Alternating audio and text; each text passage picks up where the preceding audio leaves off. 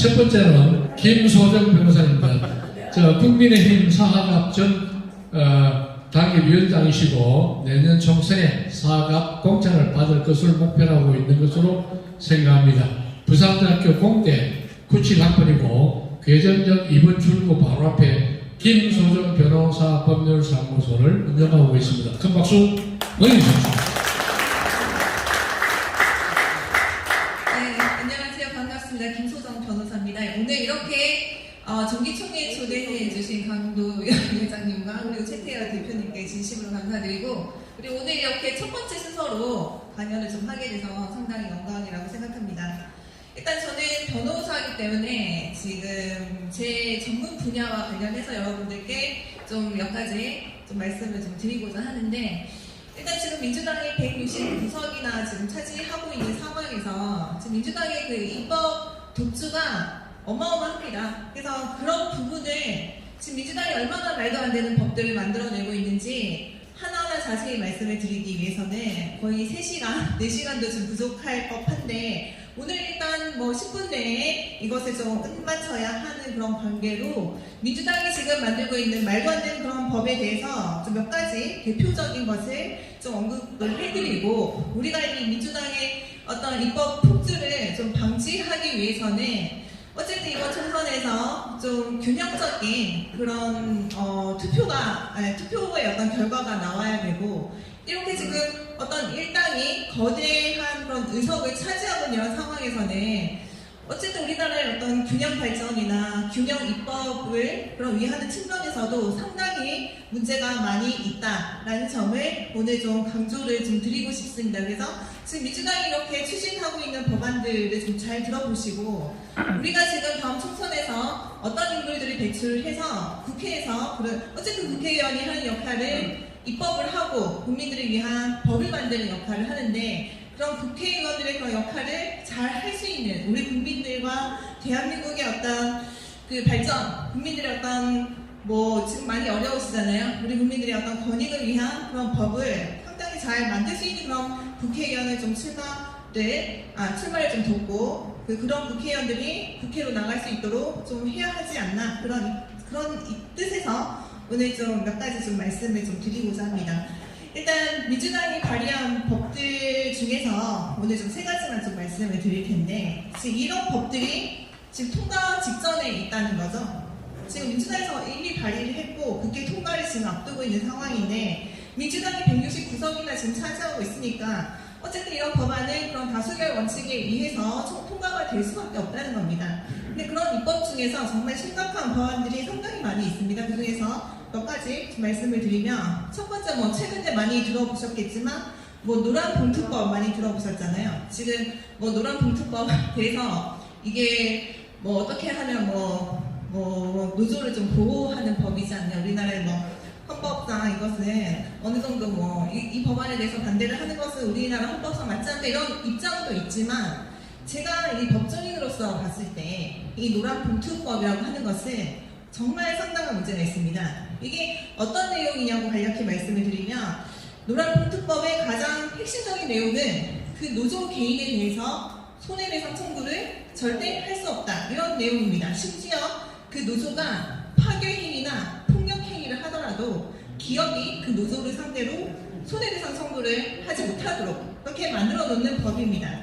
그래서 만약에 물론 예외는 있습니다. 노조 개인이 어떤 폭행행위, 쇠몽둥이를 흔들고 다니거나 폭행을 하거나 폭발물을 설치를 해서 어떤 파괴행위를 한다, 이거는 정말 우리 치안상으로도 우리 국민들에게도 정말 좀 위협이 되는 행위인데, 그런 행위를 했을 때 그때도 노조를 처벌하지 못하도록 규정을 해놨냐, 그건 아닙니다. 그때는 예외로 규정을 해서 처벌을 하도록 돼 있지만, 그렇게 하더라도 안전장치가 있어요. 그 노조 개인한테 직접적으로 손해배상을 청구하지 못하도록 하는 안전장치가 뭐냐면, 그것이 어떤 그 노조의 그런 활동이 노동조합의 어떤 그 노동조합이 주체가 돼서 그렇게 시작이 된 활동이라면 그 노조 개인한테는 손해배상을 청구하지 못하도록 해놨고, 그때는 노조를 상대로 해라, 이런 식으로 좀 만들어놨어요. 그런데 그것도 또 예외를 또 규정하고 있어요. 그 노조한테 손해배상을 했을 때 그 노조가 손해배상금을 청구를 감당할 수 없을 정도로 그 노조의 존립이 상당히 불가능하게 된다. 그때는 또 할 수 없게 돼 있어요. 그러면 이렇게 여러 가지 예외 사유가 좀 여러 가지로 좀 적용되다 보니까 결국에는 그러면 노조 개인한테도 손해배상을 청구할 수 있는 방법이 전혀 없지 않냐, 그런 의문이 든다는 거죠. 그래서 이런 상당히 많은 문제를 내포하고 있는 노란봉투법이 지금 거의 통과 직전에 있고, 지금 이 부분이 통과가 된다면 만약에 실제로 예를 들어서 노조, 물론 다들 그러신 건 아니겠지만 아주 과격한 그런 노조원들이 어떤 기존에 그런 행위도 좀 하셨던 걸로 알고 있는데, 쇠파이프를 들고 다니고 그 반대하는 세력에 대해서 무차별적으로 폭행을 하고, 그리고 달리는 그 노조에 같이 그 동조하지 않는 그런 화물 차량에 쇠구슬을 던지고 그 화물 차량의 그 운행에 상당히 위협이 되는 행동을 했을 때 그 노조 개인에 대해서 처벌을 할 수 있냐, 손해배상을 청구할 수 있냐, 기업이 아마 어려울 겁니다. 그래서 이 노란봉투법이 좀 통과가 된다면 우리나라 사회 질서, 특히 치안 문제에 있어서 상당히 큰 문제가 좀 발생할 우려가 있다는 게 가장 큰 문제죠. 근데 이제 이 노란봉투법을 지금 민주당이 강행을 지금 하고 있다, 이런 부분에서 정말 좀 심각한 좀 부분이라고 저 개인적으로 좀 법조인으로서 좀 우려가 되는 부분입니다. 그리고 또 두 번째 법안에 대해서 좀 말씀을 드리면, 지금 민주당이 강력하게 특히 박용진 의원이라고 들어보셨잖아요. 더불어민주당의 박용진 의원이 적극적으로 밀어붙이고 있는 법이 하나 있어요. 그것이 일명 삼성 해체법이다. 삼성 아시잖아요. 삼성전자도 있고 아시겠지만 그 삼성이라는 회사를 해체해버리겠다. 이 시도를 지금 민주당에서 하고 있습니다.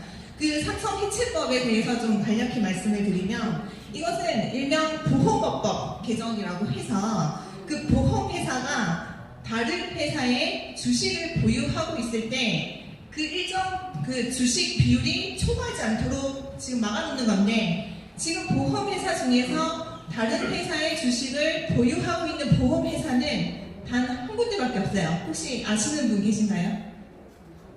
다른 회사의 주식을 가지고 있는 보험회사 어딜까요? 삼성생명과 삼성화재입니다.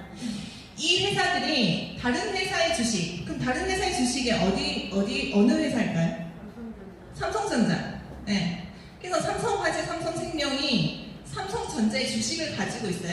가족회사죠. 가족회사니까 어쩔 수 없이 그렇게 될 수밖에 없어요. 지금 삼성전자의 회장은 이재용 회장이죠. 그래서 이렇게 이재용 회장을 필두로 해서 이렇게 삼성 조직이 이제 꾸려져 있는데, 지금 민주당이 추진하는 게 뭐냐면 아까 말씀드린 그 삼성생명, 삼성화재가 가지고 있는 삼성전자의 주식, 이 부분을 일정 비율이 초과하면 팔아라 이겁니다. 근데 그 일정 비율이 초과하는 그 기준을 예전에는 어떻게 기준을 삼았냐면 취득한 원가입니다. 취득한 원가. 그 주식을 취득했을 때 원가를 기준으로 했는데 그럼 상당히 낮죠. 근데 이것을 어떻게 바꾸냐면 현재 시가로 바꿔버린 겁니다. 그러면 그 삼성전자의 주식이 취득 원가에서 현재 시가로 바꿔버리면 기준 자체가 상당히 높아질 수밖에 없죠. 왜냐하면 주식이 몇십 년 전에 비교했을 때 지금 주식하고 비교가 안 되잖아요. 상당히 지금 높아진 상태인데, 그렇다면 그것을 현재 시가로 판단을 해서 이 삼성화재, 삼성생명이 가지고 있는 삼성전자의 주식을 일정 비율, 상당히 높죠. 일정 비율 초과하면 무조건 팔아라. 그럼 어떻게 되겠어요? 원래 지금 그러면 이제 삼성화재, 삼성생명이 가지고 있는 삼성전자의 주식은 예전에 취득 원가 기준을 했을 때는 별로 안 됐어요. 근데 이것을 시가로 바꿔버리니까 엄청나게 많아졌다 이거죠. 이 부분을 다 팔아라는 게 민주당의 목적입니다. 그 팔면 어떻게 되겠습니까? 삼성화재, 삼성생명이 가지고 있는 삼성전자의 주식을 팔아버리면 그 팔린 부분은 누가 사겠어요? 여러분, 삼성전자의 주식이 거대하게 나왔어요. 그것을 노리고 있는 세력들이 어딜까요? 잘 생각해 보시면 삼성이 정말 글로벌 기업이거든요. 그 글로벌 기업의 주식이 대량으로 시장에 났다. 그것을 노리고 있는 자들이 누굴까? 저는 개인적으로 생각했을 때 아마 그 자본이 아주 풍부한 그런 중국 세력이 있지 않을까. 중국에서 그것을 노리고 이렇게 대량으로 나온 주식을 대량으로 다 매입을 했을 때 그렇게 되면 어떻겠어요? 그러면 중국 세력이 이 삼성전자 주식을 가지고 삼성전자의 그 지배 구조에 개입하게 되는 결과가 된다 이 말입니다. 그러면 그렇게 되면 어떻겠어요? 이재용 회장이 지금 현재 회장으로 돼 있는데 중국 자본이 삼성전자 주식을 대량으로 매입해서 들어가서 그 지배 구조를 흔들어 버리겠죠. 그러면 이제 이재용 회장을 정점으로 하고 있는 그 삼성전자의 그런 지배 체제가 완전히 와해가 된다. 결국에는 삼성전자가 해체될 수밖에 없다. 그럼 그 해체된 뿔뿔이 조각조각 난 그 해체된 지분은 누가 가져갈 것인가? 중국 기업이란 말입니다. 결국에는 우리나라 삼성전자라는 삼성 그 그룹이라는 우리나라의 경제를 뒷받침하고 있는 이 지분에 중국에서 뿔뿔이 흩어져서 자기들이 다 챙겨간다. 결국에는 이제 반도체부터 시작해서 결국에는 삼성이라는 회사를 완전히 해체시켜 버릴 가능성도 있다는 것이 이 보호법법 개정의 아주 핵심적인 부분입니다. 이것이 삼성 해체법이라고 할 수가 있는데 이것은 만약에 통과가 된다면 우리나라 경제에 상당히 큰 위기가 초래한다. 네, 지금 삼성전자 주식을 가지고 계신 개미 투자자들 많으시잖아요. 그분들부터 시작해서 우리나라 경제가 엄청나게 큰 위기에 봉착할 수 있는 법이 바로 삼성 해체법입니다. 이것을 지금 민주당이 또 적극적으로 지금 추진을 하고 있고 문재인 정권에서 한번 추진했다가 한번 실패한 적이 있어요. 근데 최근에 다시 좀 시도를 좀 하고 있다는 것이 가장 우려스러운 부분입니다. 그리고 또 마지막으로 하나 말씀드릴 것은 여러분 지금 최근에 윤석열 대통령이 가장 우려를 표한 법이 있습니다. 양국관리법이라고. 지금 일반 국민들께서는 이 양국관리법에 대해서 거의 다 모르시잖아요. 들어본 적 없으시죠? 양국관리법. 민주당이 지금 추진하고자 하는 것이 양국관리법이 있습니다. 어쨌든 우리 국민들은 생계에 참 상당히 많이 바쁘시고 하루하루 그 일과를 지금 일상생활을 하시느라 상당히 바쁘셔서 민주당이 이렇게 말도 안 되는 법들을 지금 만들어내는 것에 대해서 하나하나 주목을 지금 할 수 없는 상황이에요. 근데 그런 것을 어떻게 보면 노리는 거라고 볼 수가 있는 거죠. 그런 식으로 해서 지금 양국관리법이 통과되기 직전인데 이 양국관리법을 윤석열 대통령이 최근에 상당히 비판한 법이기도 한데 이 양국관리법에 대해서 간단히 말씀을 드리면 여러분들이 그 쌀 생산하시는 농민분들께서 쌀을 상당히 많이 생산을 했다. 그렇게 되면 어떻게 됩니까? 쌀값이 떨어지죠. 그 쌀값이 폭락을 하고 그 다음에는 어떻게 되겠어요? 농민분들께서 쌀을 덜 생산하겠죠. 그 쌀 생산량을 줄입니다.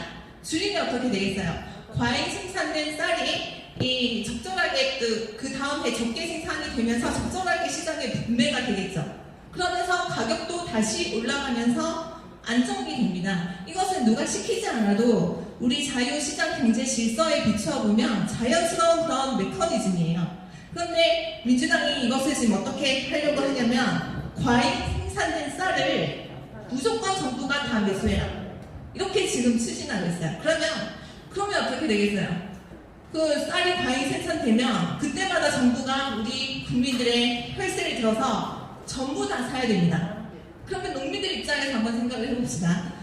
농민들 입장에서는 어차피 내가 쌀을 많이 생산하면 정부가 다 사줄 텐데 그렇게 생각하지 않겠습니까? 그래서 생산량을 엄청나게 늘리겠죠. 그리고 그 쌀을 생산에 투입되는 인력도 상당히 많아지겠죠. 왜냐하면 어차피 내가 많이 생산하면 정부가 다 사드릴 텐데 그런 식으로 해서 쌀을 계속해서 과잉 생산하게 됩니다. 그러면 여러분들 이거는 자연스럽게 우리가 생각했을 때 그런 식으로 쌀을 엄청나게 생산을 해버리면 쌀값이 폭락합니다. 폭락. 그것을 그럼 우리 정부가 다 해결해 줄 수 있냐? 그것을 또 정부가 우리나라 혈세를 들여서 전부 다 해가지고 쌀값이 폭락하는 것을 막을 수 있냐? 그건 아니라는 거죠. 그렇게 막으려면 정말 천문학적인 세금이 들어가야 되고요. 우리나라 국민들이 내야 하는 세금도 엄청나게 폭등하게 됩니다. 그런데 이제 민주당에서는 이런 법안을 지금 그런 부분에 대해서는 시장의 어떤 메커니즘에 대해서 전혀 고려함이 없이 지금 추진을 하고 있고, 지금 최근에 윤석열 대통령이 이 부분을 상당히 좀 우려하고 있다라는 겁니다. 민주당이 지금 이런 지금 말도 안 되는 법을 지금 마련을 하고 있는데, 얼마 전에 그 문재인 정권에서 정말 기가 막힌 법안 한 가지 좀 추가로 말씀드리면, 전월세 금지법을 시도한 적이 있어요. 전월세 금지법. 이게 뭐냐면, 내가 집을 샀는데 그것을 3년간 전월세를 주면 안 된다라고 금지하는 법입니다. 그럼 전월세를 주면 어떻게 되냐? 징역형까지 뒀어요. 구속된다 이 말입니다. 아니, 내가 내 집을 사서 전월세를 주겠다는데 구속까지 하겠다는 게 민주당의 어떤 입법 독지의 어떤 문제점이 있었습니다. 물론 그것은 어떤 내가 살 집이 아니고 투기 목적으로 아파트를 사가지고 대출 끼고 전세금 껴서 아파트 사지 마라 이런 목적이었어요. 왜냐면 아파트 값이 너무 높아져 버리니까. 그것을 좀 막기 위해서 전월세를 아예 못 주게 하고, 전월세 주는 사람은 징역형, 그러니까 구속해버리겠다, 교도소에 보내버리겠다, 이런 법안을 추진하기도 했었는데, 그것을 국민들의 엄청난 반발을 사는 바람에 결국에는 무산이 됐습니다. 그런데 그럼에도 불구하고 민주당이 지금 추진하고 있는, 지금 좀 전에 말씀드린 여러 가지 법안부터 해서 이것 말고도 상당히 많이 있어요. 제가 지금 시간이 없어서 다 준비는 못했는데 아주 수십 가지, 수백 가지는 될 겁니다. 이거는 이제 민주당이 우리나라 자유시장 경제의 질서를 전혀 이해하지 못하고 우리나라의 어떤 헌법 질서를 아주 무시하는 그런 발상에서 비롯된 그런 법안들이기 때문에, 이 부분은 우리나라의 어떤 헌법이나 우리나라의 국민들의 어떤 권리, 자유시장 경제 질서를 위해서라도 민주당의 입법 독주를 막아낼 수밖에 없고, 그러기 위해서는 이번에 총선에서 여러분들의 선택이 정말 중요한 시점이다. 네, 그런 취지에서 오늘 이런 민주당의 입법에 대해서 좀 말씀을 드렸습니다. 예, 감사합니다.